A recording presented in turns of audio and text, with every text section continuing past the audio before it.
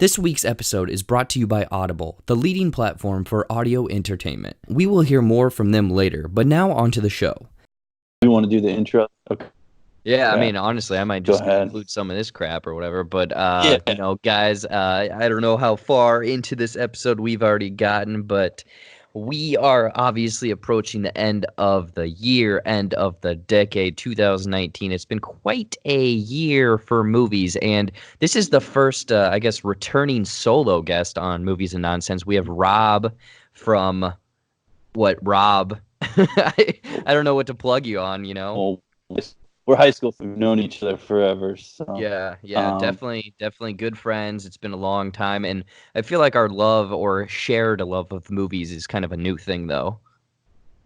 relatively, yeah. I mean, I think probably. I think we talked about it last time, but we got out of college and we're out on our own and like looking for something to do or for a new hobby. That's just happened to be Essentially, essentially we're in that weird state of 20s, and we're like, what the fuck do we do with our lives? Well, I'm married, so at least I know that much. You know, that's like that's a pretty big thing to be doing. So That's true. Yeah. When I'm is at that? least at September of next year. So I've got that part figured out. Is it September 11th? Is that when you're getting married? No, too soon, man. Okay, too soon. My bad. Can't do it. Can't do it on that day. It just reminds me of Peter Griffin running for office in Quahog or whatever. 9/11. And then everyone starts cheering. Woo! Yeah. But obviously this episode, it's titled, the best or our top 10 movies of the decade, I'm sure. But before we get into that list, I don't know, I kind of just talk a little bit, I don't know, movie-wise, since the last time we talked, that was 2 months ago, what have you kind of, what have you been watching? What's kind of been like a standout? What's been just a crapshoot? What have you been watching? Well, I think I texted you this, but I watched that really off-the-wall Nick Cage and Willem Dafoe movie called Dog Eat Dog last night. Yeah, I saw that you sent a Snapchat of it. If you want an absurd viewing experience, man, that one's hard to beat. Have you seen that one? I have not. No. Okay. I've heard of it, and then you reinforced the fact that it's just bonkers. So. Oh my God, yeah. I mean, without getting X-rated, the opening scene is one of the most raunchy, outrageous, exploitation type openings you'll ever see in a movie. So, if you're a fan of crazy Nick Cage, that's definitely one to without giving anything away. Is there Shaft? I don't know if there's. I don't think there's Shaft, but there's just a lot of insane violence, and I won't say when it happens or in what context, but Nick Cage does punch a female cop in the face. So take from that whatever you will. What year did this come out? It was only 3 years ago. It was 2016, and I couldn't believe Willem Dafoe was in it. That was because I think Paul Schrader, the director, him and they've worked together before, but it was a fucking off the wall movie, man. I was just wow, how did this bananas? I was like, how did this get made? Movie yeah. Oh, speaking of which, I also watched Serenity not that long ago. Oh my God. Okay, yeah. Please tell me because that's probably on my spoilers here. That's probably on my list of most surprising of this year because it is off the walls. Yeah, I mean, it's another one where I can't say it's good, but I really appreciated it in a bizarre way. It was I just had a lot of fun watching it, I would say that it was an ambitious take, and yeah. I don't think it entirely landed. No, I mean, the whole big plot twist was pretty stupid, and the Jeremy Strong's character was one of the dumbest characters in a movie I've seen in a long time. But McConaughey, I mean, I don't know. There's just something about him. I'm a big fan.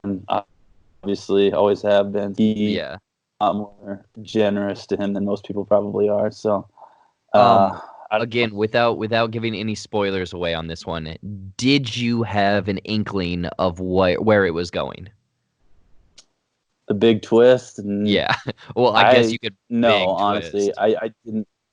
Well, yeah. I mean, the whole, I like said, no spoilers, so I guess I can't say too much. But did you see it coming? Oh, not a.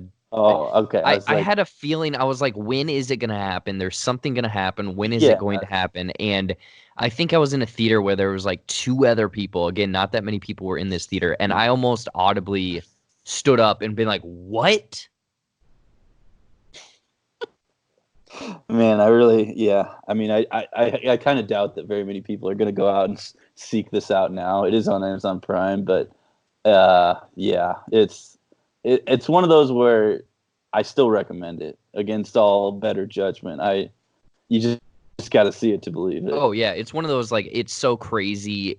You can't believe that it was made. It's yeah, that's the thing. You can't even say it's so bad it's good because it's not entirely bad. It's just like wow, they Yeah, went for it, man. it's like Moby Dick plus Ernest Ernest Hemingway plus The Matrix. That's how I described it, I think. I love, and again, this happens in like the first 5 minutes. The tuna fish, he's after justice. Yeah, I mean, That's the whole thing. There's a tuna that's fish named Justice, and he's after yeah. justice. Yeah, they couldn't have made the Moby Dick like reference more obvious than they did there. Like, look, he's chasing a big fish and he can't Yeah, catch it. It's yeah, like yeah. they really want to beat you over the head with that right away. So, Oh yeah, but absolutely. yeah, those were a couple just recent ones that I watched that really. I mean, have you watched anything that really hit you good lately? I don't know. There might be some stuff on my list, but I would say, there's two that are. I'm kind of upset. We live in the middle of nowhere, so these kind of award-worthy, Oscar-worthy movies take a long time to get to us. So I would say that Uh, looking at my calendar, two that I very much want to look forward to are Uncut Gems in yeah, 1917. yeah, I'm dying to see Uncut Gems. And we won't get it till what, Christmas Day in the Midwest. So, Yeah, that's what it looks um, like. I think the 24th if you're gonna go early, I guess. okay, So, I yeah. mean, whoa, So hell. I mean, recording this, that's tomorrow. that's true. Yeah. So that's the one that like I'm really chomping at the bit to see because everything I've read about it is like no matter what you expected of this, and it was already pretty well hyped coming in, like it's better Yeah. than what you expected. So, Well, and I'm, that's I'm the thing is, again, from what it sounds like, I can't make a judgment if it's gonna win awards or whatnot, but coming from the what I've seen so far, and then the Safdie brothers, like, did you ever see Good Time or any of their other films? Yeah, I did. I'd see a good time. I was a fan. I mean, I didn't think it was perfect, but I thought it really like showed like these guys have potential. Like Yeah, they're not there yet, but they will get there. yeah, And I think yeah. from everything, it sounds like Uncut Gems is kind of them, getting there, And so to that's the speak. thing is, again, I haven't seen Uncut Gems, but it looks like they're very much they have their own kind of unique gritty style, and it almost seems like Mm. those two films could be in the same universe. Oh, definitely. It's kind of like how we talked about like Harmony Korine and how Beach Bum and Spring Breakers kind of Yep. exist in the same world. It's kind of like how those two films, yeah, they could definitely those characters could meet up with each other and like shoot the shit for a while and over a cup of coffee at 5 a.m. or something, and Oh yeah, you and I'm know glad that you had pointed that out to me before they because go out to do. oh yeah. I was gonna say I'm glad you pointed that out to me because I think I was on a different podcast like a month after that, and I had brought that up, and no one had a Mhm. damn clue that that A was even a month thing. after. A month after we Oh had yeah, talked about it, yeah. yeah, yeah. No, that one I'm really looking forward to, and yeah, 1917 looks good. I don't know. I haven't seen a lot of Sam Mendes' stuff, but I know he's pretty well regarded. So hmm that one looks good too. So Yeah. I guess I'm not too familiar with. I'm sure if I looked up his filmography, I'd know exactly what other stuff he had yeah, done. But I I guess think the he. whole thing that I'm very curious about is how it's like a quote unquote one take. It's a simulated one Uh-huh. take. Yeah, I think he directed American Beauty and then Revolutionary Road. I Oh, mean, he's okay. directed some pretty big name movies. Nothing that like I'm obsessed with or anything. Yeah. Yeah. So, who do you think? Here's a question for you: if you're going by the decade, who do you think actor wise? Who is the actor of the decade? Like who had the best decade? Oh man, I've I okay, yeah, go got a ahead. few candidates to throw out there, but okay. Well, I mean, Christian Bale, I think you'd have to put him in the conversation. He's done a ton of stuff. He's been good in pretty much everything. Tom Hardy has had an amazing decade between all the movies he's been in. Jake Gyllenhaal is another one I think could really be. That's who I was gonna say. Yeah, Jake Gyllenhaal, and then Michael B. Jordan has also had an amazing decade. From all the stuff that he's done. So I don't know. What, Creed, Black Panther, Yeah, Fruitville, Creed. Or was that before this decade? No, I think that was all in the same decade. And then, he's about to be in the Christopher Nolan movie, both of them. But John David Washington and Pattinson have both had a pretty good decade. So, oh yeah, dude, that's the thing. I should get you on on a most anticipated, because did you see that Tenet trailer? Yeah, I did watch it. I mean, I have no idea what it's about, but it looks awesome. So. Yeah, not a damn clue, but I would say Nolan, every time he does a movie now, I'm pretty much like, I am going to go see this movie. Yeah, I mean, I don't always fully connect this stuff. I'll be honest and say I thought Interstellar was a little too I didn't really understand it. It was too smart for me almost. But, yeah. But I mean, he's still one of the most interesting guys out there, and I always look forward to whatever he does. I mean, he's one of the only, I guess he's done superhero movies, but now that he's done with that, he's one of the only non-superhero guys that really people will still turn out for in the theater. Mm-hmm. It's like Tarantino. Yeah. I was gonna say it's those unique new ideas and whatnot. Mm-hmm. Yeah, no, he's just got something going that makes him very interesting, whether you always love what he does or not. So, I don't know. Out of those, who would you say Gyllenhaal is probably your pick? That's the one that jumps to the forefront for myself. Again, I wish I would have looked this up prior to our conversation here. And again, I think Pattinson, like you said, because almost at the beginning of the decade, he still had that Twilight stink on him. Yeah, he definitely and did. Now he is completely, I would say he completely shook that off. Oh yeah, I mean, he's really gone in a different direction. I watched that movie High Life he was in. That was weird, but I thought he gave a good performance at least. Isn't there space jizz in that or something? Yeah, it's kind of like a space version of A Clockwork Orange almost, where it's all about criminals and what if we sent criminals to space and did experiments on them did and some stuff. weird stuff on them. It's an interesting. And then actresses, I mean, is Amy Adams, is she the consensus pick for? I mean, she was just in so many movies this decade. It's hard to pick against her. Yeah. I mean, Viola Davis too had a really good decade, I would say. She's been in a ton of good stuff.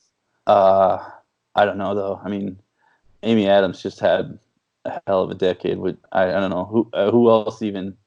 I mean, I guess Gal Gadot, because of Wonder Woman, has to kind of be, and Margot Robbie's. Yeah, I would say Margot Robbie's close up there because, I mean, Wolf of Wall Street and then I, Tonya, and I mean, she's done a little bit of anything and everything from, superhero to small indies. Mm-hmm. Yeah, no, I really like what she's doing too. I haven't seen Bombshell, and I don't know if I probably won't get to it in the theater, but I really like what Margot's doing. She just kind of has that classic 70s look to her, and she just has actually really good acting chops too. So yeah, I would say like you said, Amy Adams and Margot Robbie. It's funny, I was looking up a list, and I think it was People or someone said that Kristen Stewart was the top pick. Too. I mean, I think she's trying to reinvent herself, kind of like Pattinson, but I don't know that she's done anything. Although this Seberg movie that's coming out is supposed to be a good performance, and I don't know if you know that Gene Seberg was from Marshalltown originally. Oh, no, I know nothing about that. I saw that trailer probably 2 weeks ago for the first time. Yeah, so that's kind of an interesting Iowa spin on that. But that one looks like it might be maybe her turn in that direction towards, sort of respectability. But I don't think Charlie's Angels really raised her profile. No, I was going to say Charlie's Angels didn't add much to it, but she's also done that Shop. God, it's not Shoplifters. It's I don't know. She did some small. She's done quite a few kind of smaller indies that have very much kind of You know, they are far from mainstream. You got to almost kind of hunt for those. Yeah. Yeah, and then the other one I mentioned was Viola Davis. I mean, I know she's a little older, and she's not like, young and hot on the scene, but you look at the list of all the stuff she did this decade, and she did a lot of good stuff. And then I guess we didn't even mention her, but you have to kind of put Lupita Nyong'o on there too, don't you? Like with all the stuff she's done this decade. She's done a lot, and that's the thing. I think that that's kind of one person that gets overlooked. Mm-hmm. Yeah, I mean, I wasn't as crazy about Us as Get Out. It wasn't. I don't think it was as good. I don't know what your thoughts about it were, but I would say, think I'm still saying Get Out's the better of the two. Yeah. Mm-hmm. Yeah. So, yeah, those are a few people I would put on my decade list for actors. I don't know, and we'll probably get into it more with directors as we get into our list. Talk about which directors had the best decade, but it was. I mean, all things considered, it was. Everyone always says that everything's going to what, and that nothing's what it used to be. But you'll go back and you start going down the list, and you're like, there were a lot of good movies, and there's more options than ever before. Like whether you just want to, stream an indie on Netflix or go to the theater and see Star Wars or Avengers. Mm-hmm. Yeah, that's the thing. Is like, I mean, options, so, obviously, yeah, and hopefully. I mean, hell yeah, you have anything and everything from theaters to Netflix to Hulu to hell. You can watch something on Crackle if you want. Dude, I use that sometimes.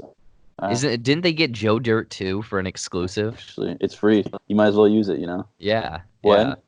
Yeah. I'm pretty sure that Crackle had Joe Dirt 2 for an exclusive. Did David Spade come back for it? Oh yeah. Okay. I didn't know if they had to get a different guy to replace him, because that would suck if they had to do that. But yeah, no, that's. Yeah. I mean, even Crackle though, of all the things, they get good stuff on there too. Like even right now, I think they have Die Hard and some other stuff on there that you're like, huh, that's on Crackle, So it's every stream. Those older classics, man. Every streaming service has something. Yeah. So, yeah, no, it was a good decade altogether, even though it may not have seemed like it at first. And we had a few years like last year that were not great movie years by any stretch of the imagination. Yeah, so. No, that definitely, I don't know if we recorded that part of it, our conversation, but yeah, last year was kind of, again, we could get into a whole conversation of that, but I think it's time we should probably get into our top 10 of the decade. But yeah, we went off, we thought of this list. We each have our own different list of the top 10 films, and I wouldn't say that these, are going to be I guess in my opinion, these aren't going to be critically the best films ever made. I'm going to say that this is a mixture of best, well made, how I personally felt, and also favorite.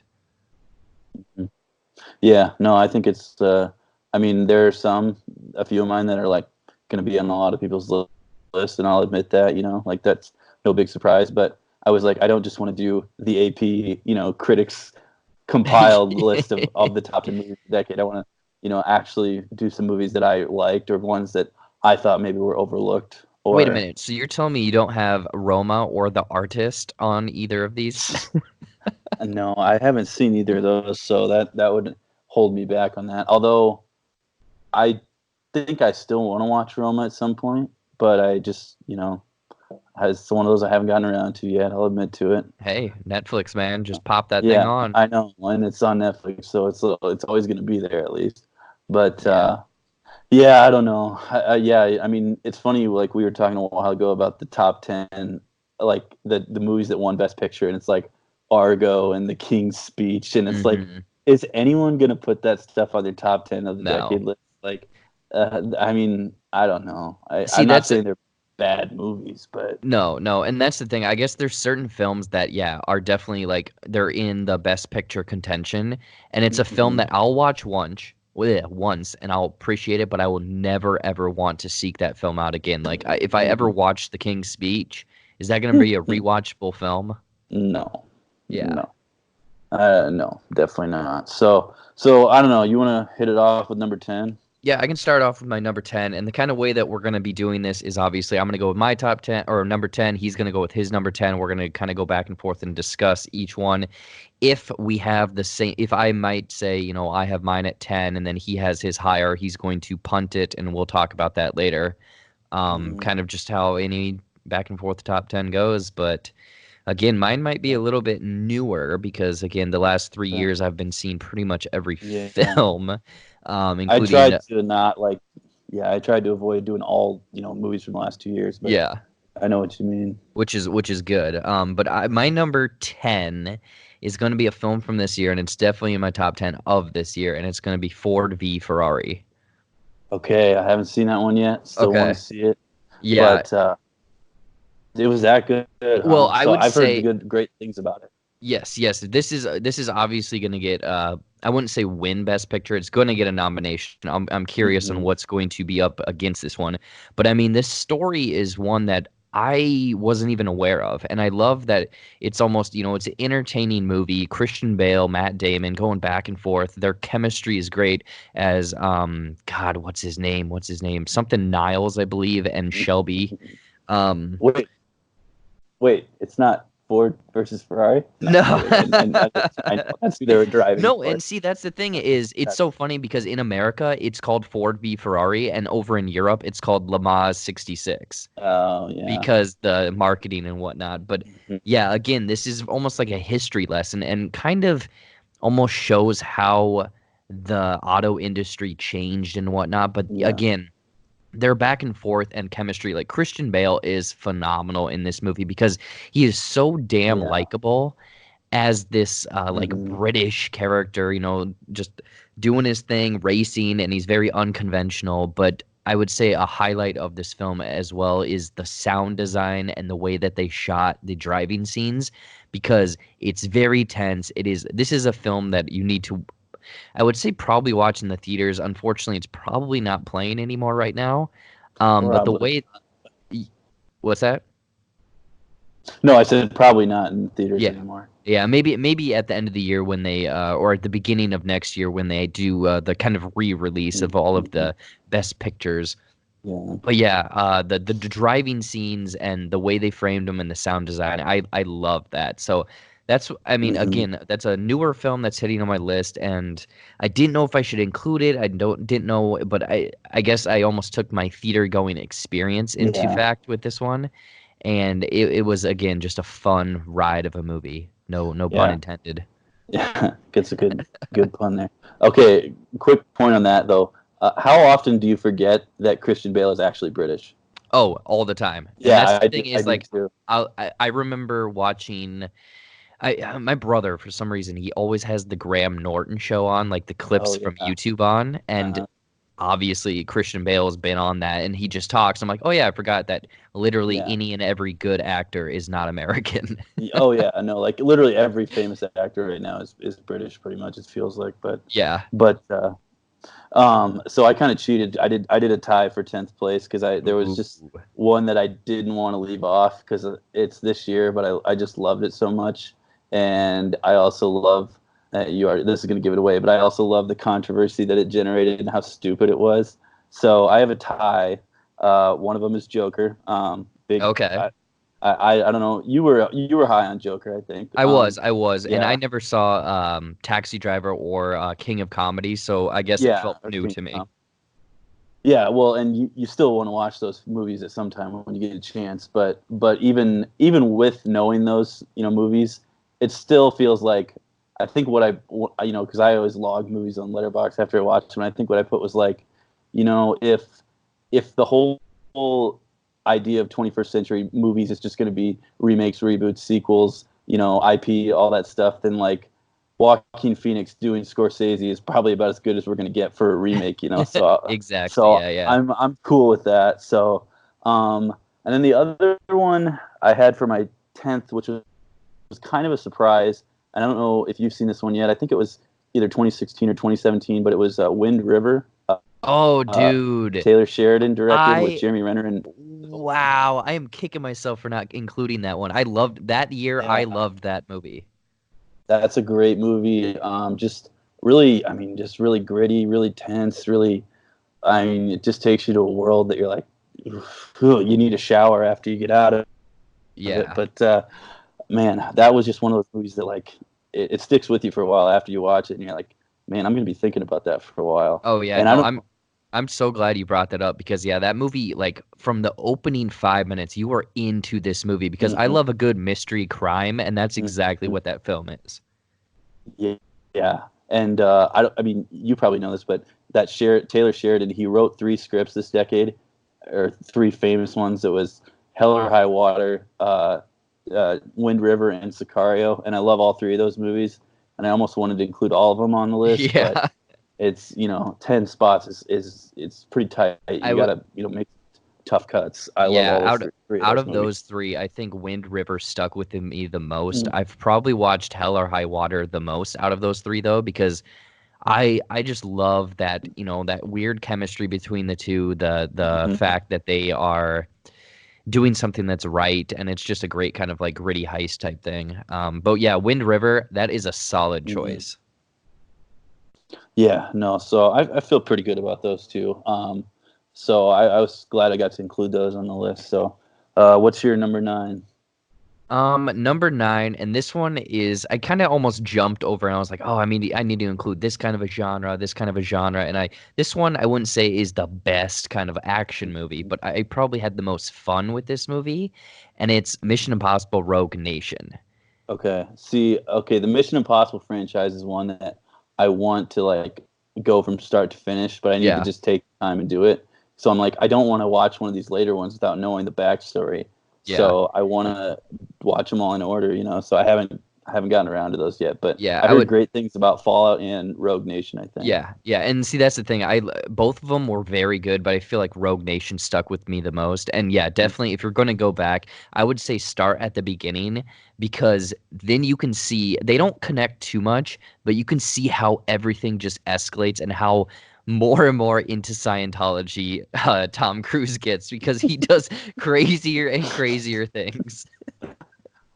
Dude, I mean, honestly though, you can say what you want about Scientology, but if you get those acting skills, like I Oh don't know, I yeah. think I might trade my sanity if I could act like Tom Cruise. I would, man, because I Yeah. mean, okay, I guess a backstory, and we're not even talking about Rogue Nation right now, but in Fallout, there's one scene that they kept in the movie where he jumps over a building, breaks his ankle, and keeps running, and they left it in the movie because it was the only good, like it was the best shot, and I'm like, that is an insane person.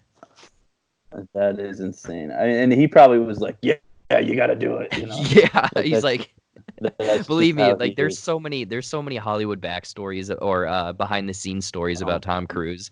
But Rogue he's Nation, not. I think this one has probably the best action of the franchise because the opening scene, he literally is strapped to an airplane that takes off and he is just holding onto the side of an airplane. And then there's another scene where he's underwater. And I know that you haven't seen this, so I'm Is not it going to kind of like spoil it. the Go yeah? ahead. Is it kind of like the opening scene of Dark Knight Rises where Bane like blows up the plane in Uzbekistan or whatever? I mean, pretty much. I'm trying to think of how I think he's on the plane, but then he somehow gets parachuted off. I don't know. But there's also a scene where it's like very tense because it's underwater for like 7 minutes, and he held his breath for the whole 7 minutes. He wanted to do them Jesus. stunt himself. Dude, he's nuts, but So I he's think like the fact that it's just like adding on top of the craziness of what Mission Impossible is, plus Tom Cruise, plus it's just ridiculous, oh fun, man. awesome action. So that's why it's hitting on my kind of, Yeah. top 10. He's a national treasure. He's a nutcase, but we love him. Okay, so my number 9, this one actually surprised me that it was on this list because I'll be honest, ever since really like AI and Minority Report, I haven't been a big Spielberg fan, Mhm. but like I put my skepticism aside, and I think Lincoln, it's a great movie. It's a little bit of a corny pick, but and I want to preface it with this too. As much as I'm a Daniel Day-Lewis fan, I love to watch anything he's in because he takes acting to another level. He's But I probably really, this generation's best actor. yeah, but I really love this movie because of Tommy Lee Jones as Thaddeus Stevens, the kind of radical, who is basically the only guy from that time period who wouldn't be canceled if he was alive today, because like the only non-racist politician of that era. And I just think he really steals the show. And also, there's like, if you have you seen Lincoln? I have not, so sell me on it. There's like a million that guys, like dudes that you've seen before, but you like Adam Driver when he was still kind of coming up on the scene makes a short appearance. Gale from Breaking Bad is one of the politicians. Oh, wow. There is just guys who show up that you're like, oh, wait a second, what is that guy from? Walton Goggins, who has been in all the Danny McBride TV shows. Oh, yeah. There's just some really good that guys. There's some other ones that I don't even know their names, but if I saw their face, I'd be like, oh yeah, it's that guy from that TV show or that Looks movie. like let's see here. Oh, we have John Hawkes. Joseph Gordon-Levitt. Yeah. John Hawkes is in it too, and he's James Spader. He's a good Spader, yeah, which is random, but yeah. So it's really not a traditional biopic. Like, it doesn't take you from the day he was born to the day he dies. It really just focuses on the time before the end of the Civil. I don't know. Does it kind of just focus on the end of his life or the end of the Civil War? No, well, the end of the Civil War and obviously the end of slavery. Yeah, okay. Up to the assassination. So and Daniel Day-Lewis is great. Don't get me wrong. I mean, he's not bad or anything, but it's just one where I really came out of it like, Tommy Lee Jones, that son of a bitch, he stole the show again. Like, he does that. Like, once a decade, he comes along in a movie and he just totally steals the show, and that's what he did. So that's funny that you say, because again, I haven't seen this film, so I can't make a judgment call on his performance, but every film I've seen him in this year, or not this year, but the last 5 years, I feel like Tommy Lee Jones is 100% phoning it in. Oh yeah, absolutely. But then you see him in a movie like No Country for Old Men or like this, and you're like, God damn, like this guy is a legend actor, like he's, and then he turns around and does like Man of the House, where he like has to, oh my God, hang protect out cheerleaders. with cheerleaders.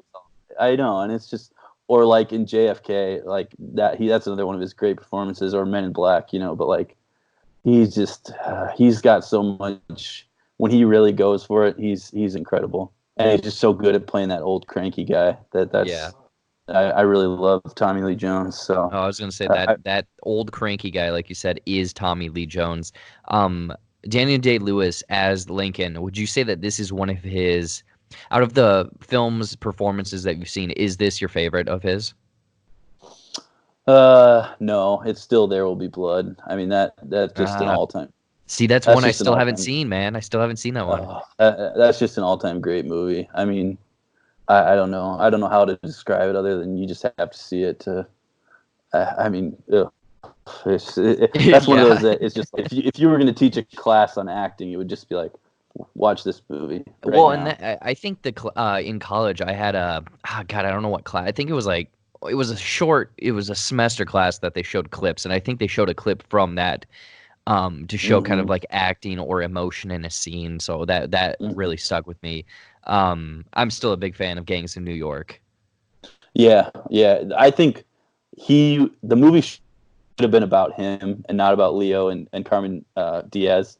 If it would have been about him, that would have been a way better movie. But no, I loved his performance in Gangs of New York too. Yeah. There's another one. What's it called?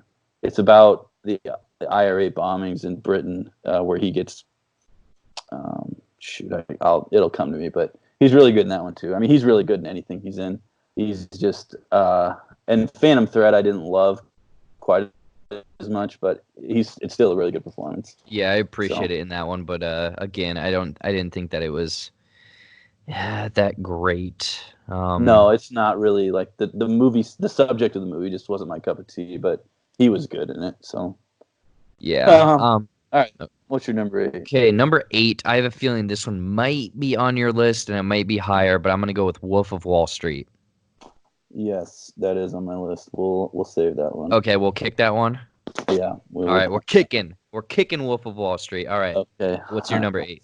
That's definitely on my list. My number 8 is a surprise. It's not really a surprise. I think I heard you whenever you went on the SoCo show last, and you guys were doing like your each year movies. Yeah. I heard you mention this one, so I think you've seen it.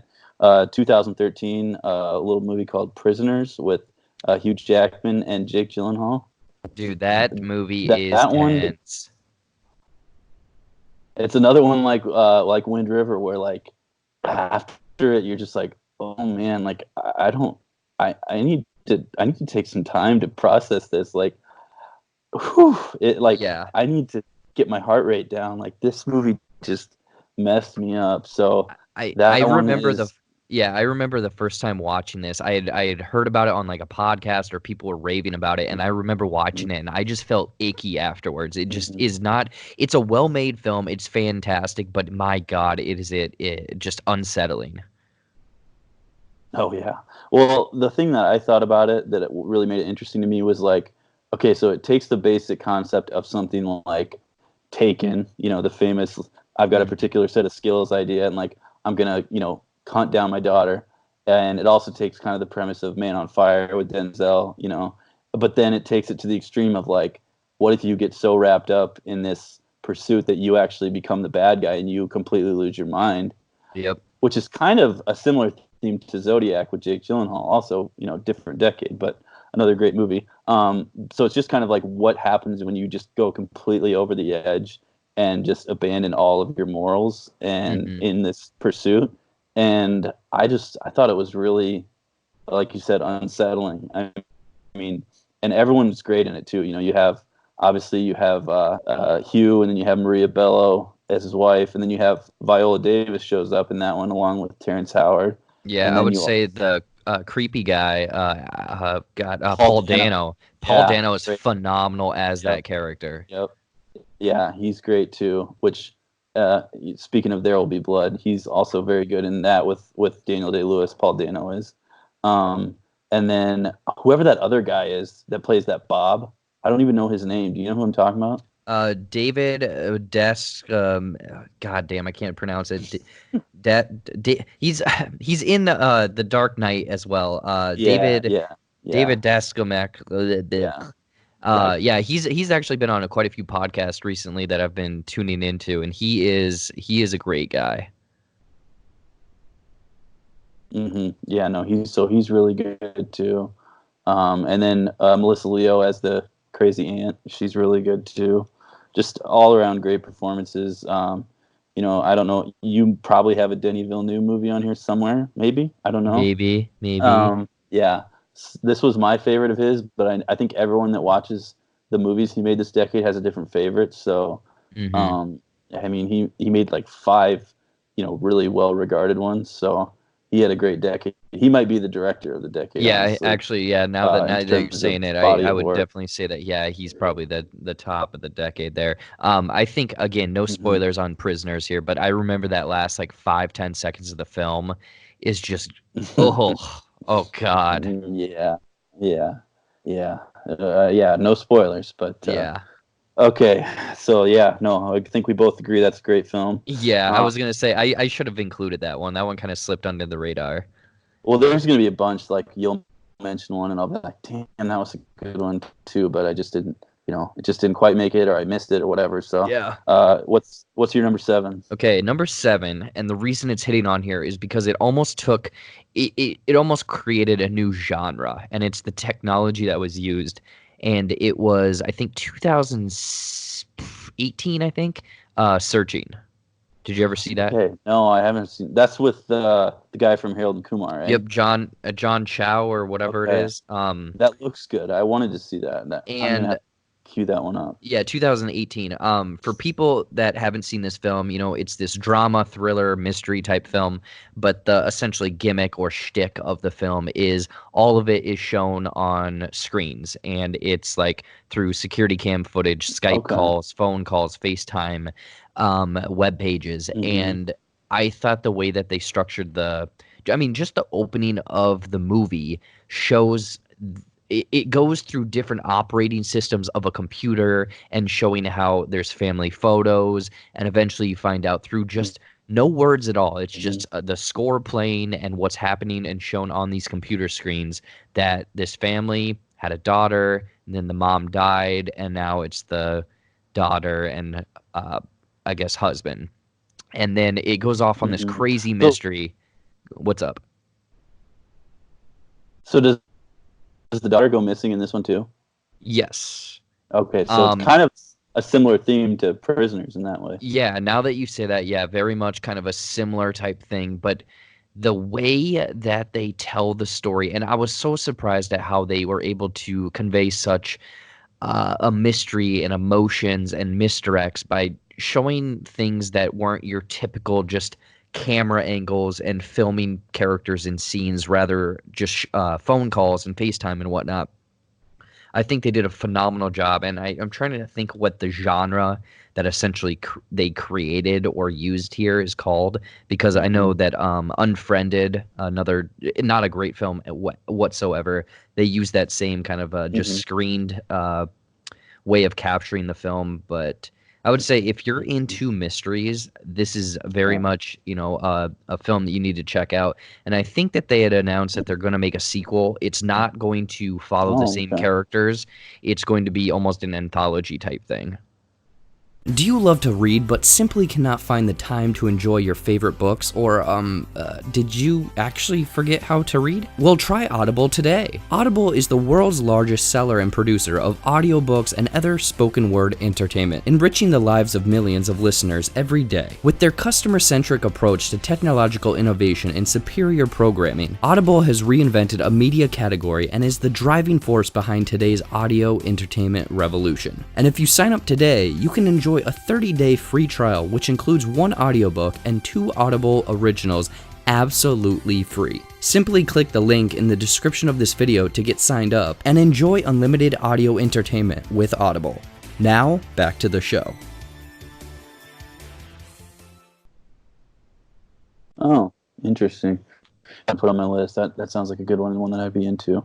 So my number 7, this was definitely one of my spicier picks, I would say, because Spice World? Just one that I don't think is on a lot of top 10 lists, but because a lot of people had a Paul Thomas Anderson film on their top 10 list, but not very many people had this one. So my number 7 was Inherent Vice with Joaquin Phoenix and Josh Brolin in the lead roles. I have not seen this one. This is just an LA detective story, very sort of stoner-ish, very, in the tradition of The Big Lebowski, for example, that type of movie.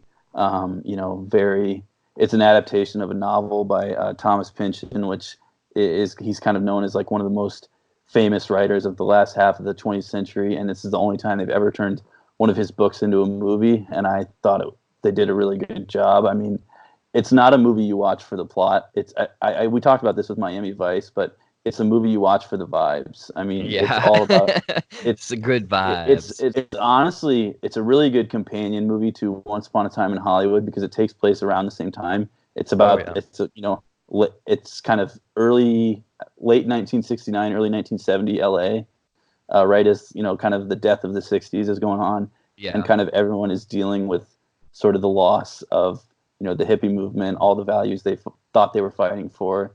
Everything is kind of slipping away from them.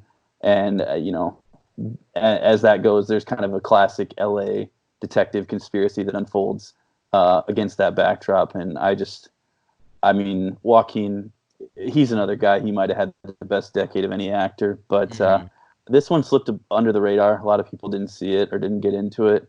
But I really love it. And I really love Josh Brolin's performance, too, as this kind of hard-ass cop who really hates hippies and wants to crack down on them. And then you get a lot of small appearances from other actors. I mean, Benicio del Toro shows up for a while, and he gives a really good performance.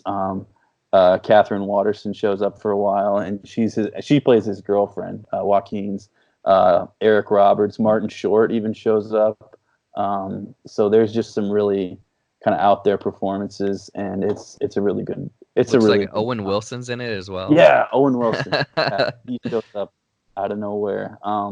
It's definitely. I mean, a lot of people have The Master or Phantom Thread on their list, and I thought both of those movies were fine. Especially, I liked The Master, but I didn't like the ending so much of that movie. But I don't know. I really loved Inherent Vice, and I'll stand up for that movie even if people say that they didn't get it, because I think a lot of people there's two that I'm gonna have to catch maybe over this holiday break, I'll watch these on streaming or somewhere.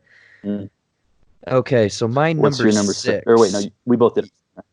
Okay. Yeah, this is my number 6, and again, this is one this year, and it's a little bit more fresh in my mind, and it's going to be the Bong Joon-ho film, Okay. Parasite.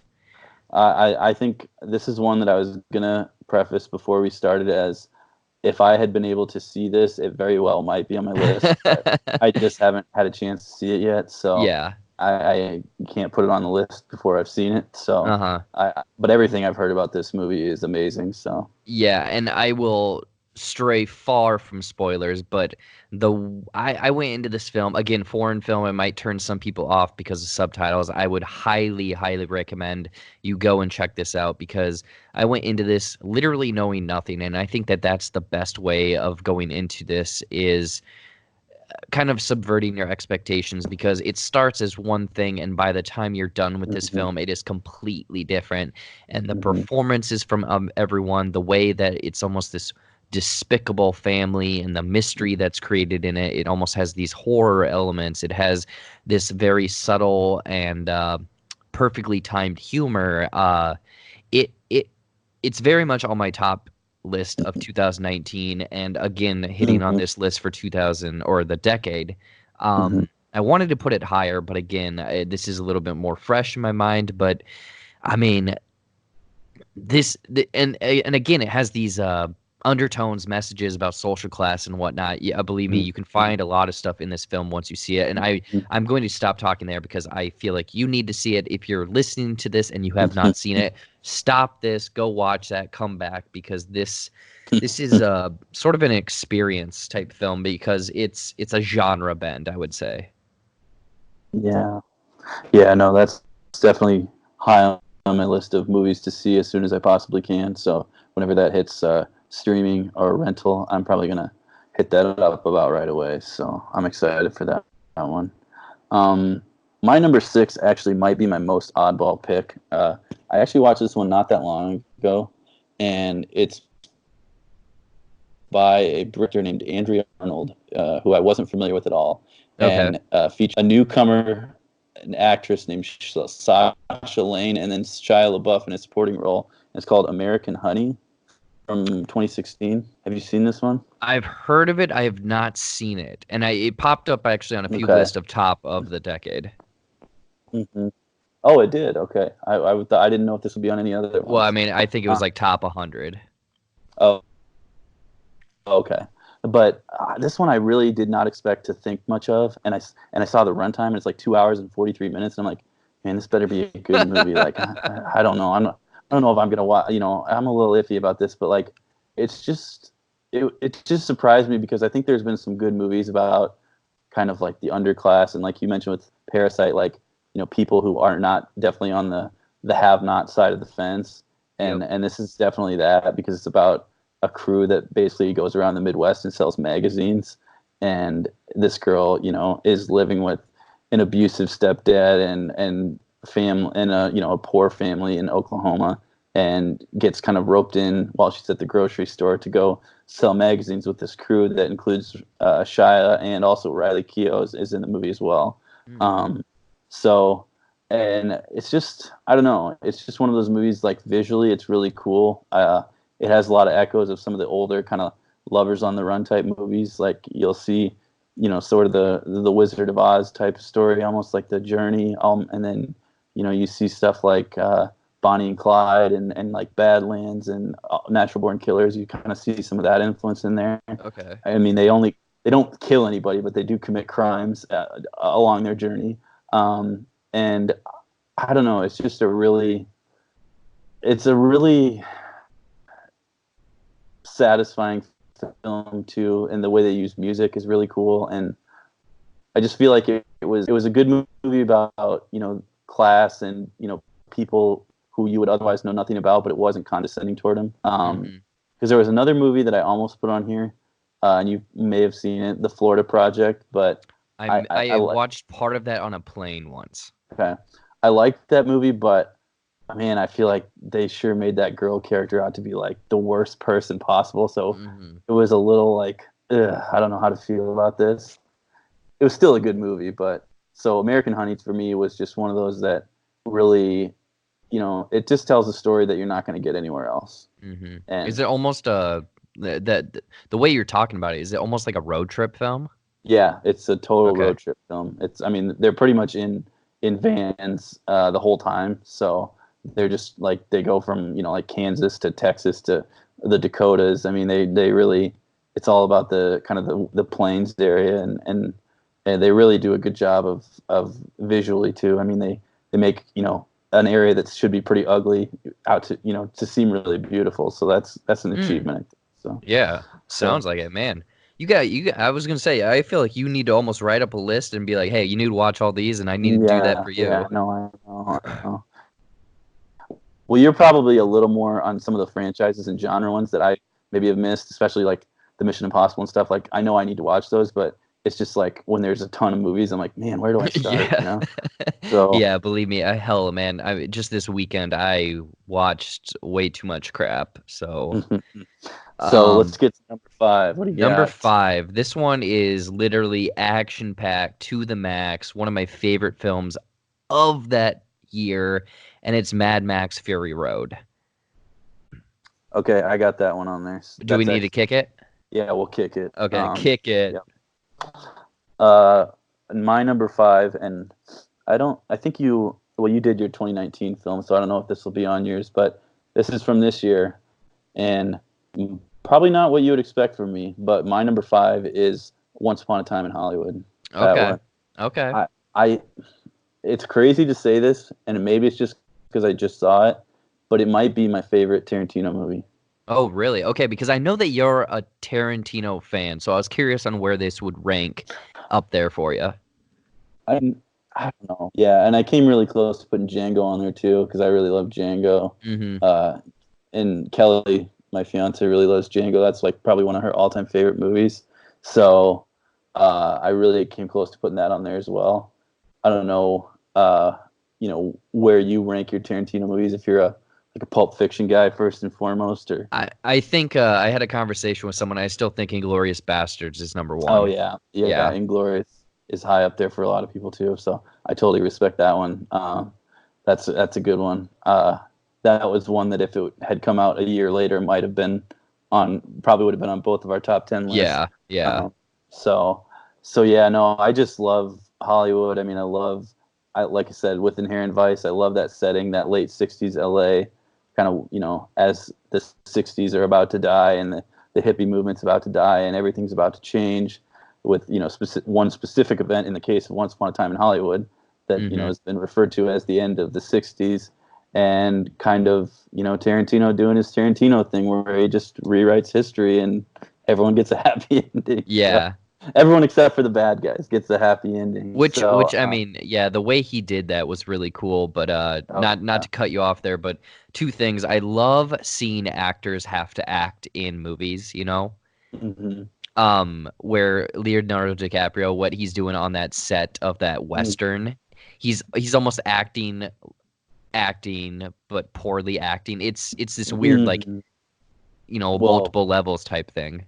Yeah, and then the whole like I'm Rick fucking Dalton, that scene is probably like I don't know. There's a ton of great scenes in that movie, but that's definitely one of the best ones. I mean, you think about the movies from this year that people are still going to be watching and talking about in 10 years, and I think it basically is Once Upon a Time in Hollywood, Parasite, Joker, and Irishman. I mean, yeah, I like Irishman. I just didn't think it was quite like a top 10 movie, but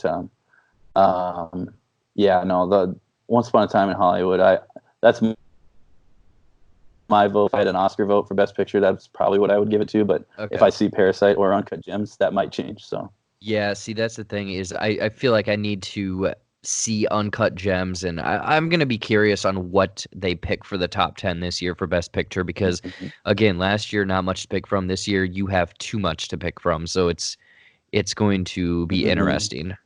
Yeah. Definitely a great pick.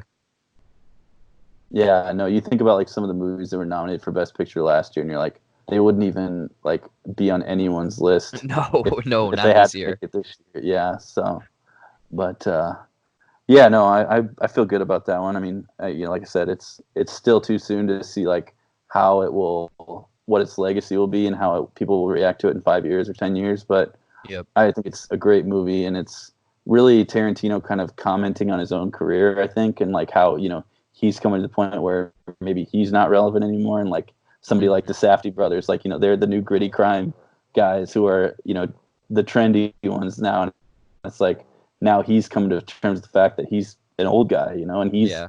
kind of past his prime, but even so, he still knows how to make great movies, and he did another one this year. So Yeah, yeah. I'm glad that you kind of pointed on that because it's definitely has those undertones. I mean, it tells a story of this almost mhm, alternate history take, but there's mhm, also those yeah, messages in there as well. And I love when Tarantino takes that. He takes something historical and then just kind of turns it.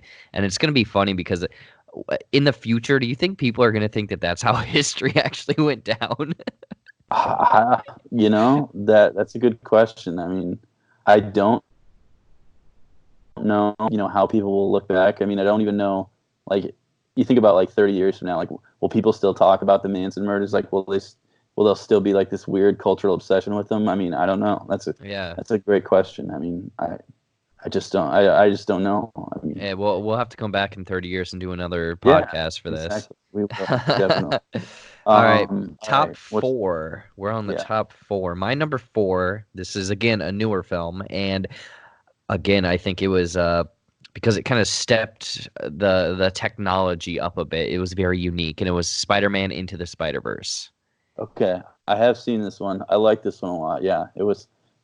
It's really good. I mean, it didn't make my list, but it's a Yeah. really good movie. So, Yeah, and it seemed, I guess my thought was, why is there a superhero comic book movie on this top 10? But I think it's because of the technology that they used behind this film and the way it was crafted and how it took hmm so many years and so many people to do and kind of everything that came yeah. together. And it really took I mean, honestly, Spider-Man's been around like I feel like it's been overdone, but this almost in a weird hmm way reinvented it because bringing in Miles Morales, Yeah. you still get Peter Parker, but Miles Morales, I would Yeah. love to see him be essentially the new Spider-Man for the next 10 to 15 years because hmm his story I feel like Yeah. is almost more interesting, I guess. Oh, yeah. Well, I mean, they need a new Spider-Man too. Like, because I feel like, I don't know if you would agree with this, but I just feel like in terms of cultural relevancy, like Batman is kind of running circles around Spider-Man right now. Like, although I don't know how you feel about the Snyder films, but in terms of overall, like, what are people, who has more sway over the American imagination? I think it's Batman by a long shot. Yeah, I'd be really curious. I mean, growing up, I loved the Spider-Man cartoon, so I'd hmm be curious on kind of what the average 10-year-old thinks. hmm But I guess another aspect of this film that I really enjoyed was the fact that again we've Nick seen Cage. What? Nick Cage. Yes, Nick He's Cage is in in. this. Yes, Yeah. Nick Yeah. Cage, John Mulaney, like all of hmm the weird different Spider-Men. And hmm that adds into it is how it took what we're kind of familiar with, like for example, Doc Ock. In this one, it's a woman. Like I hmm love to see switch ups in things that were kind of I Yeah. wouldn't say stale, but that we've seen a million times. So yeah, I love this film. I think that this was my best film of last year, maybe, or it Yeah. was number two. So that See one that. again, that one has stuck with me. Yeah. No, that's a good pick. So my number four is one of our punts. What's Mine it? is Fury Road. So Yeah, Fury yeah. Road. So I don't know. I mean, it's just hard to. How do you even talk about this movie? It's just like it is just the most balls to the walls, like insane, like visual experience of any film you will ever see in your life. I mean, It literally ramps it up to uh, 11 in like 5 minutes, and it it's so doesn't cool. stop. It's so cool. I mean, that's all. I don't know what else to say about it. It's just, I mean, and obviously Charlize, brings a whole new element to the story, and Yep. oh man, it's just the guitar guy. Yes, guitar flame man. That's what I Oh was my gonna say, god. and I think Oh it's saying something that we both have this very high on our list. That when you break it down, the plot is very simple: oh drive yeah. one way, drive the other way. Mm-hmm. And it's all of that in between. It's the world set up without having exposition. It's all of these crazy car chases, the Mm-hmm. scenery, the visual effects, like what George Miller, that was who did it, right? Yeah, George Miller, did in this film is bananas. Yeah.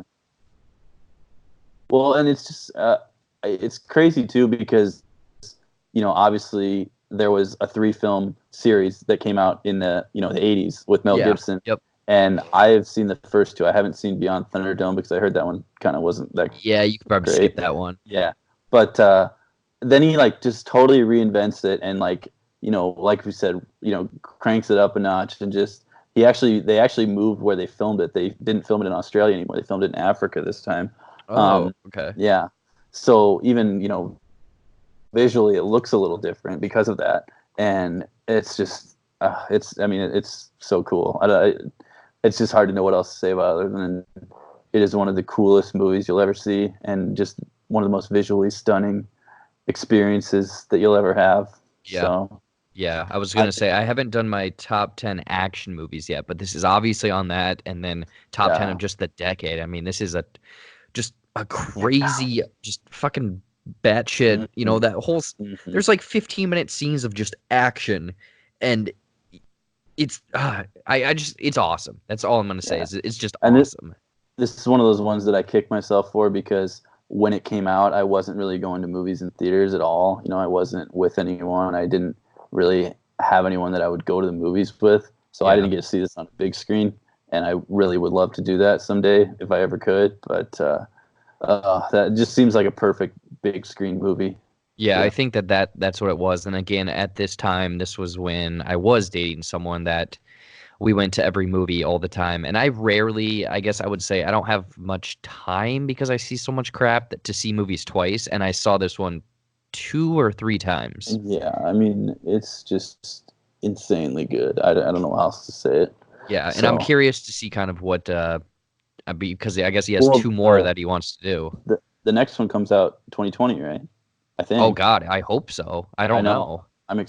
Dude, this just sounds cheesy, but would it be cool if they somehow brought Mel Gibson back? I think it would be fucking awesome because if we have Tom Hardy doing his thing and then we not just a cameo, like him going to a different area and Tom or fucking Mel Gibson is running that area or something. That'd be cool.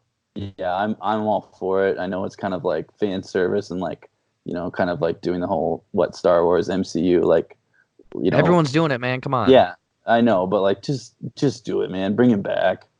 I mean, it would be awesome. Just do it. Hell, man, you wouldn't even have to change him as a character. He'd blend into that world. Yeah, no. I mean, he's done some interesting movies in recent years. I don't know if you still follow him at all, but a lot of his movies I haven't seen, unfortunately. I know that they get quite a lot of praise and whatnot, but I just that was before I guess I was seeing every goddamn movie. Dragged Across Concrete was very interesting. It's not like a top 10 movie, but it's one that it grows on you. It kind of creeps up on you. It's got a cool vibe. Yeah. So did you do your 4 then? That was your number 4. I already did 4, so this is number 3.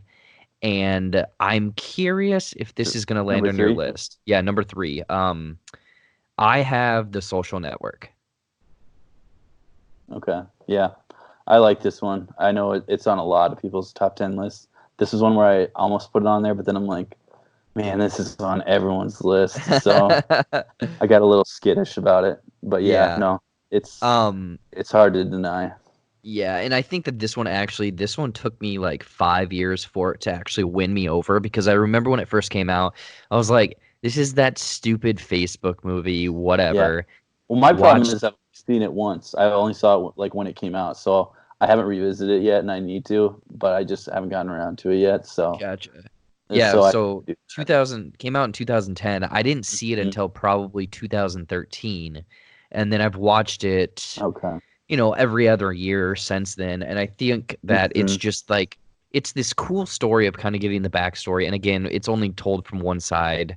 But the inner working, and like I would love to see a sequel of this because there's so much crap that you could make a sequel now, Mm-hmm. of what the fuck Facebook has gotten itself into. Yeah, that's true. Um, but God, what's his name? Jesse Eisenberg, and Eisenberg. yeah, the back and forth between him and Andrew Garfield are some of the greatest scenes in this film. And again, what is it? David Fincher that did this? Yeah, Yeah, it was- I love his work because obviously yeah, Zodiac.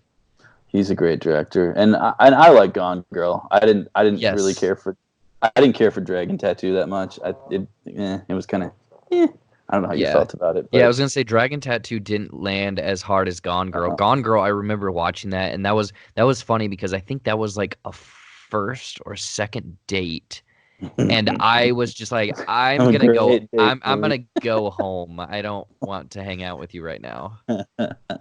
Yeah, that's one of those movies that you go on a date and you're like, man, I should have picked a different movie. Yeah. I should have gone to anyone but that one. Which is funny because I almost put Gone Girl on here just because I think out of his films, that's favorite wise ones that I would go and want to watch or seek out. That's above Social Network, but I think the Social Network is the more I want to say Important. cultural, yeah, the more important film. Yeah, no, I agree with that. The only one that I put on that I really thought like I put it on because it was important was probably Lincoln. I know how you feel. Like Yeah. sometimes you do choose based on that. You're like, well, this movie was really important and time and everything else, and that counts for something. Yeah, time, technology, all that. What's your number 3, sir? Mm-hmm. Yeah, so Fincher definitely had a great decade. My number 3, we talked about this one on our first episode.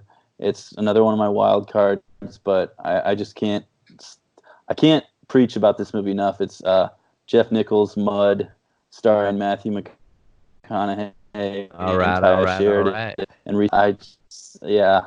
I mean the Renaissance. This was like when it was in full swing. Right after Club and right before True Detective season 1 came out. And yeah, it's just one of those movies that and again, it just takes you. It takes a place for someone who isn't from there or isn't familiar with it. You would never think like, oh yeah, we should make a movie about the banks of the Mississippi River in Arkansas and these kind of poor families that live in boats and kind of make this crazy Huck Finn type murder mystery story out of it.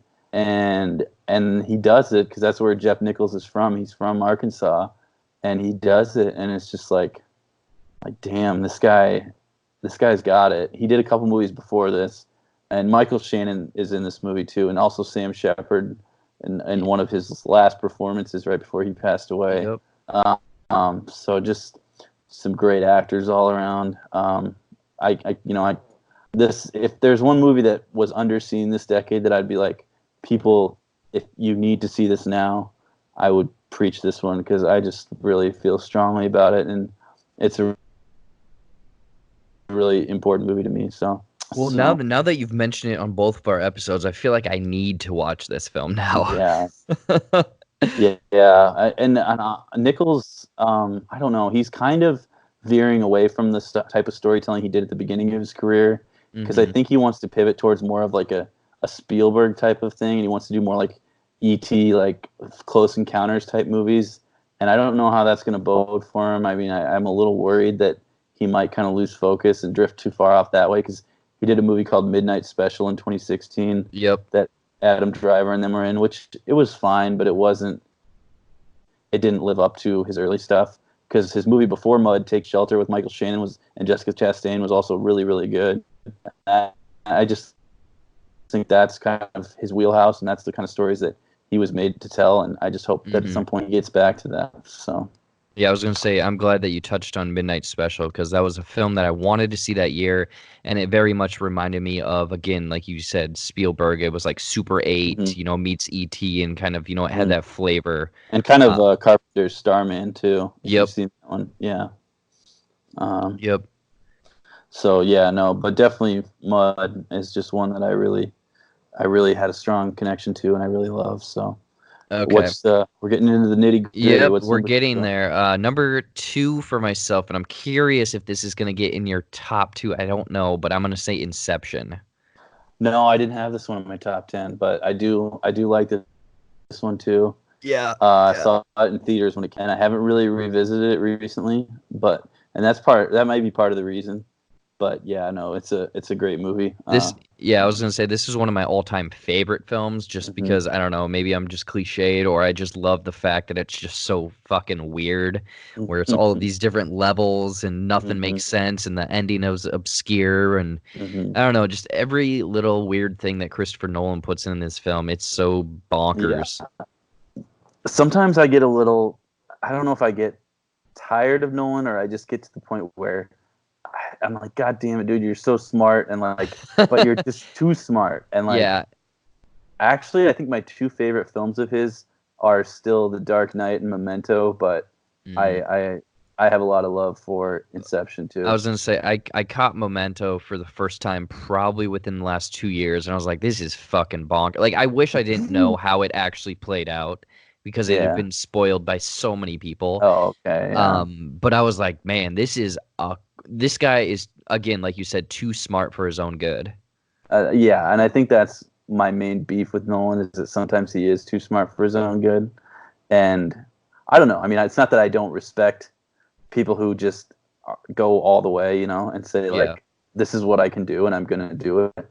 But man, sometimes I'm like, I need like a manual by my side as I'm watching this movie to Yeah, like some cliff notes to check write out. It'd everything be like down. C-section A.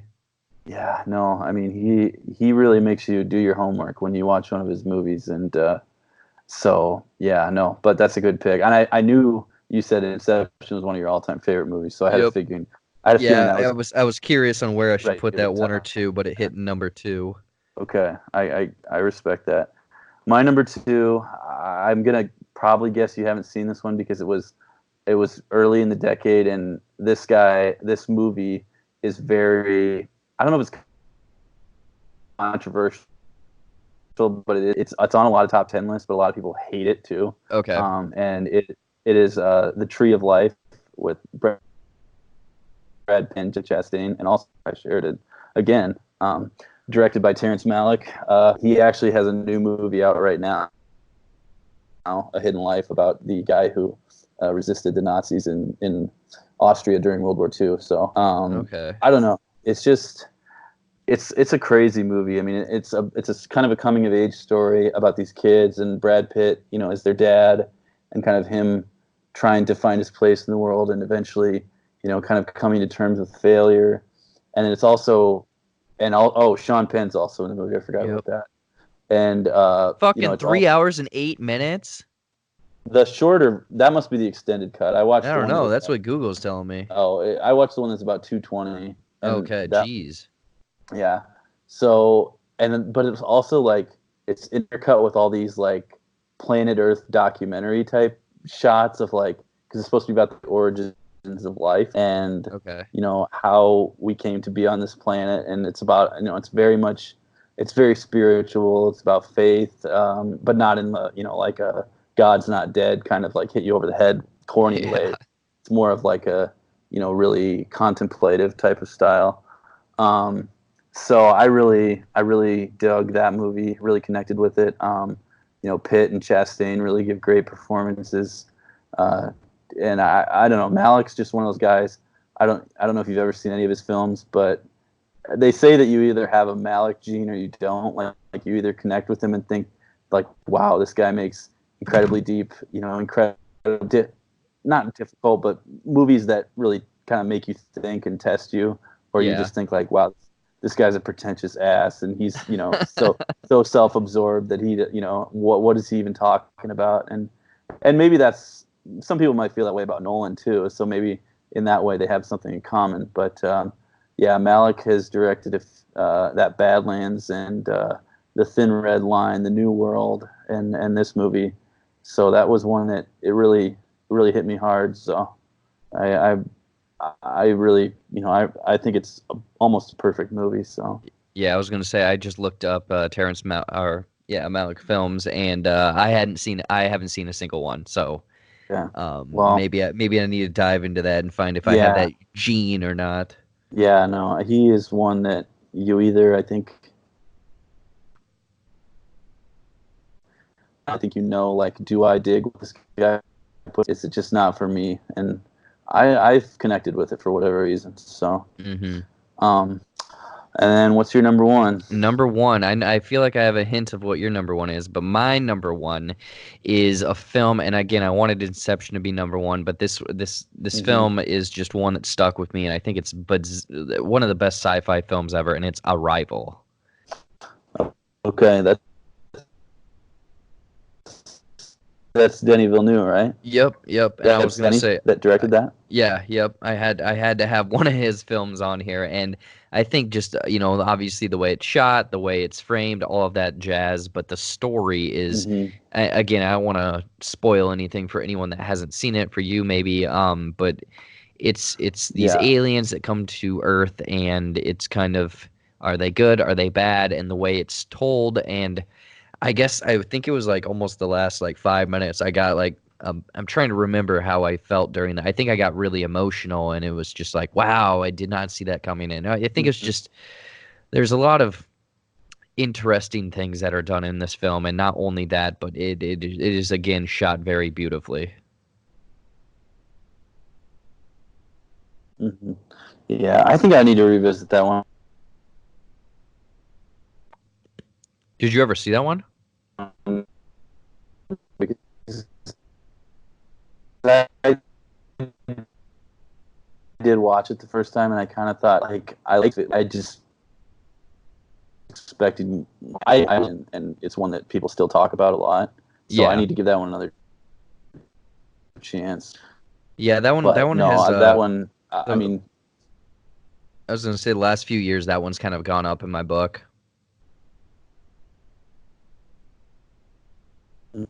yeah, no. I mean, Villeneuve, he had a hell of a decade. I don't know what you feel about it, but I really loved Sicario. I really loved Enemy with Jake Gyllenhaal. That movie was really good. Haven't seen that one.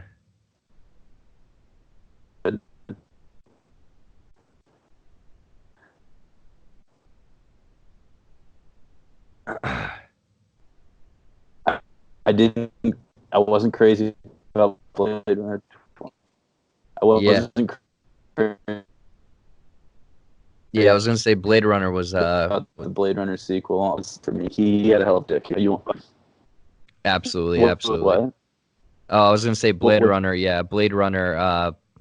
I liked it, but again, it was just it didn't land that high for me. No, it was just a bit of a misfire overall. And my number one, which you probably already know because we punted it earlier, but Punted it. I went Wolf of Wall Street, man. I mean, Yep. I'm a Scorsese guy, ride or die, and I just there. If you can make a 3 hour movie that feels like it's an hour and a half, I mean, Yes. that is Yep. just an incredible feat. I just like, oh man, it's just you talk about like a thrill ride from start to finish, and it's a totally different type of thrill ride from like Mad Max, for example. Totally different movies, but in the same way that it's just like from the start of that movie till the end of it, like you're on the edge of your seat, like you're like gripping you're Oh gripping yeah.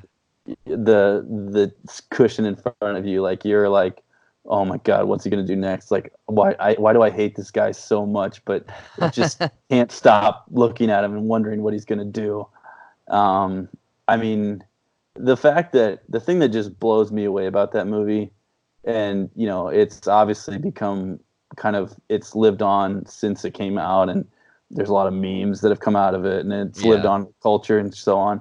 But like when that movie came out, Martin Scorsese was 71 years old. Like, can you imagine a guy who is over 70 years old making that movie? That's no. It's definitely like that's like a young rock star making that movie. Yeah, I mean, like, I just that just blows me away every time like you think about that because I mean you go back to every decade since the 70s and he's had like at least one iconic movie, and you could argue with this decade he's had two with Irishman and Wolf of Wall Street, Yeah. but I mean I mean, I don't know how he does it. He's the goat. Yeah, I was gonna say Wolf of Wall Street. I can't even say it. I mean, not only does he do a phenomenal job, but I mean, you got Leo, you have Jonah Hill. Like it's Yeah. unreal what these characters are doing in this film. Oh yeah, and that was Margot's big breakout too. I mean, like, Yeah, I mean, I don't think she was really known at all before this movie, and everyone, all of a sudden you see her. That is like the hottest girl in the movie. It's like, well, where and did she come? also doesn't this film open with ass cheeks and cocaine? Yeah, I mean, Yeah, like it's insane. there's just levels of debauchery that you never thought you would see on its, on a movie screen. But I mean, it is just, and I didn't even realize this until I was reading a little bit about it recently. But like, there was a lot of controversy when it came out too, because like people were saying like, oh, he's glorifying the behavior of Jordan Belfort, and Jordan Belfort is a person, and he's felt remorse about what he did and Yeah. everything else. And obviously, in light of the whole financial crisis, obviously people were taking a harder look at Wall Street guys and being like, all right, are these guys really good? Are these guys really helping us? Are they on our side? And we forget to mention too that the iconic Matthew McConaughey performance in this film, yeah. Which And he just, has very little. He has like 5 minutes of screen yeah, time. he's on the movie for basically one scene, Yeah. and he just destroys it. So yeah, I mean, and Rob Reiner as his dad, I Yep. love him too. I mean, John Bernthal. This was one of his come up movies too. I mean, he's kind of one of the most reliable supporting actors out there now, and he really made a name for himself with this one. Just, I mean, just all around a great movie, one of the greatest movies, and one that I think will live on, far into the decades to come beyond this one. Oh yeah, yeah, absolutely. Like this is definitely on the top 10 of probably a lot of people's lists because I remember it coming out, watching it. I was again like I'm glad you made that comparison of it's a 3-hour movie that feels like an hour and a half. It's insane how he did it. Yeah, and I mean, I don't even know, like, if you look back at it now, like, what would you say your favorite scene is? It's so hard to even pick one. I mean, like, the Quaalude scene towards the end Oh is got to yeah. be up there.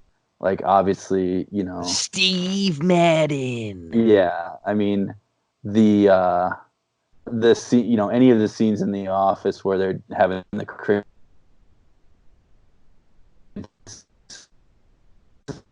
and all that stuff, absolutely morally just it's repulsive, but you can't look away. I mean, it's just, Yeah. And that's the thing is like obviously it's probably ramped up a bit, but it's just curious on what the fuck was actually going on at that time. Like how true to life is this film? mm-hmm. And there have been a lot of movies that have never been explored before, but it's just like the fact that he did it better than anyone else. I mean, Yep. I would say Oliver Stone in a classic, but I even think this is a better movie than that. Yeah, I Yeah. mean, so, well, that was a good list, I think. I I was think gonna say, yeah, we both had I'm glad that we had quite differing lists. I mean, mhm. all of the films fantastic. I'm glad that I mean, a handful of one, for example, Wind River. I'm glad you touched on that one. Yeah.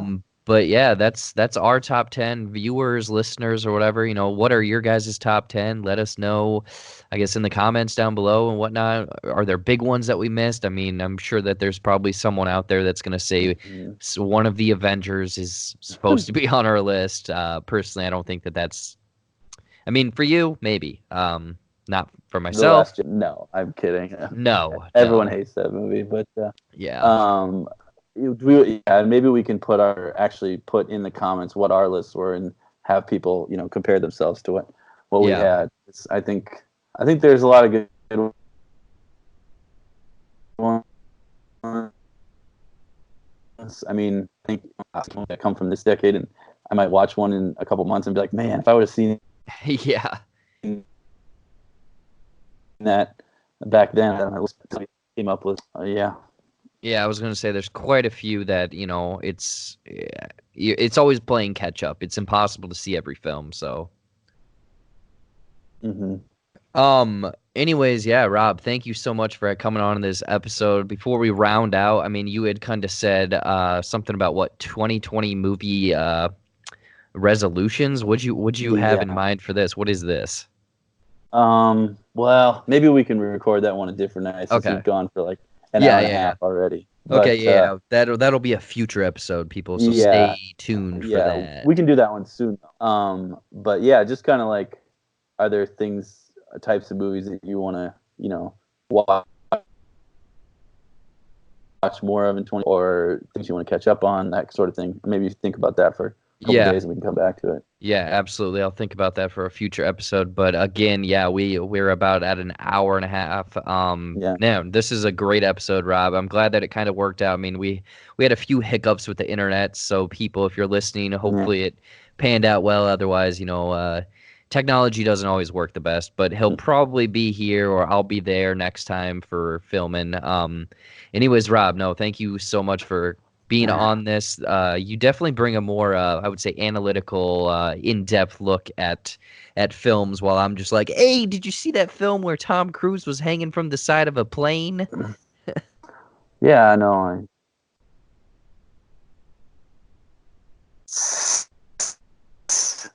Film, analysis, like, some people like to say, well, is the acting good and is the script good? And other people like to say, well, how are the themes and what do they say about society or culture or whatever? And I think that it's good to analyze all that and not just, one or the other. So.